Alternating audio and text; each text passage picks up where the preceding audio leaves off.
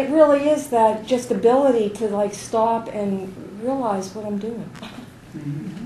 Indigenous people, I mean, I think when we hear them speak, and it's been, explains, and I'm always amazed. And we've done, by the way, democracy schools at the Pine Ridge Reservation in South Dakota and in Pueblos in New Mexico and other places, and it's always an eye-opener because they re-describe to me what I'm saying to them, and I hear it, and it's like, oh, that is really clear.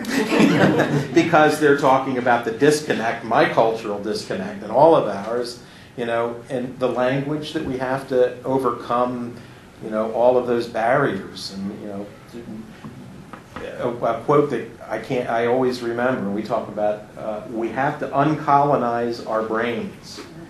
We have to get rid of, because as Sally Kempton once said, it's hard to fight an enemy who has outposts in your brain. Yes. If you don't get rid of that first, you'll never get rid of the ones out there in the big bad world. And that's so, there's the subjectivity is a big chunk of it, overcoming all of that. In the HBO movie, John Adams, there's a wonderful scene where Thomas Jefferson and John Adams and Ben Franklin are sitting around reading Jefferson's document called the Declaration of Independence.